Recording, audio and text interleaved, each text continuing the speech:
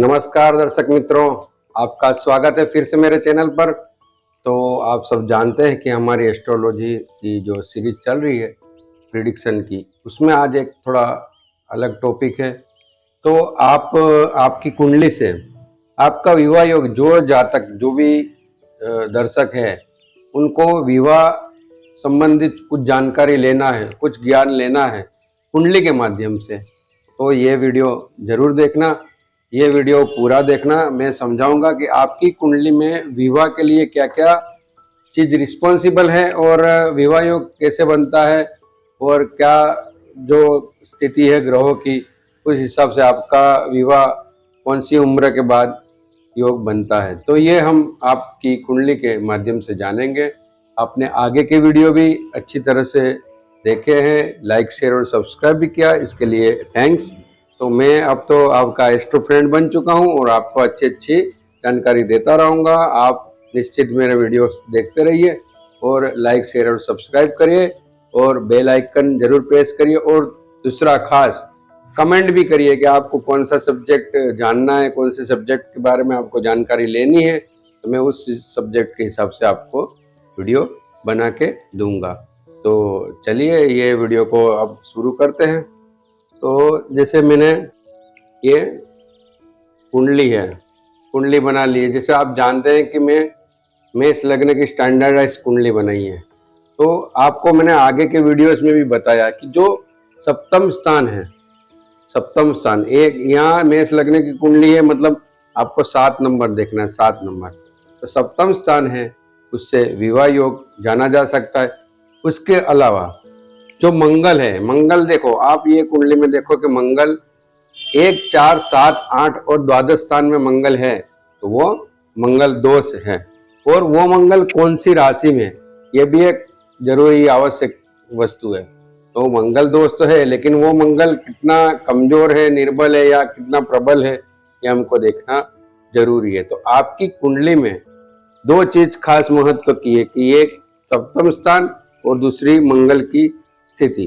तो ये दोनों चीजों से आपका विवाह योग निकलेगा। और विवाह कैसा होगा, मतलब कैसे होगा, कितने उम्र में होगा और कौन सी दिशा में वो पात्र होगा, ये भी हम जानकारी ले सकते हैं। लेकिन आज के वीडियो में मैं बहुत ही बेसिक वस्तु आपको बताऊंगा कि कैसे विवाह योग बनता है। तो ये आप नोट करते रहिए। अगर ये आप जो विद्यार्थी सीखना चाहते हैं तो देख लीजिए, ये मंगल की स्थिति है 1, 4, 7, 8 और द्वादश स्थान में मंगल है, तो वो मंगल दोष होगा।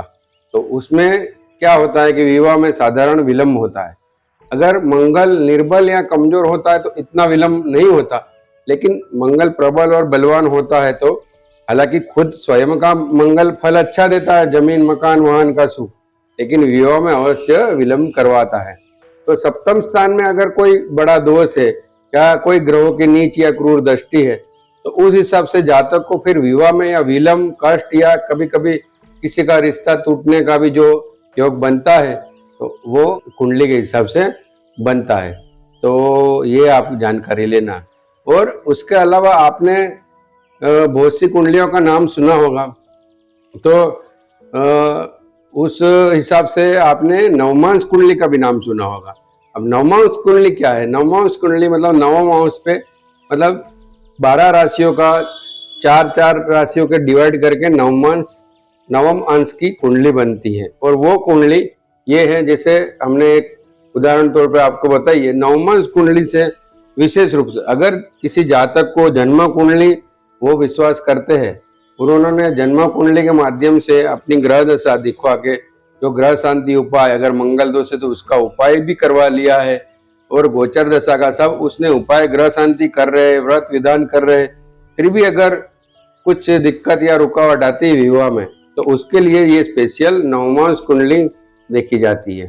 तो नवमांश कुंडली थोड़ी स्पेशल और डीपर है, जो विवाह संबंधी अपने को जानकारी देती है। तो ये 2 चीज मेन समझ लेना कि अपना सप्तम स्थान, मंगल की स्थिति और नवमांश कुंडली ये आपकी कैसी है, उसके ऊपर आपका मैरिटल लाइफ का जो स्टेटस है वो निर्भर करता है। तो वो कैसे उसमें ग्रह बलवान है कि निर्बल है, वो हम देख के आगे बढ़ते हैं तो आपकी शादी कौन सी उम्र में होगी और कैसी दिशा, मतलब कैसा पात्र मिलेगा, कौन सी दिशा में होगा, तो ये सब चीज़ हम बिल्कुल जान सकते हैं कुंडलियों के माध्यम से। तो आप ये नोट कर लीजिएगा, आपको ये जानकारी मिलेगी और उसके हिसाब से आपको थोड़ा बहुत रफली, मैं बहुत ये प्राइमरी, इसमें बहुत सूक्ष्म डिटेल में भी हम जाएंगे आगे की वीडियो में, कि मैं प्राइमरी बेस पे बताता हूँ कि आपको बेसिकली पता चल जाएगा।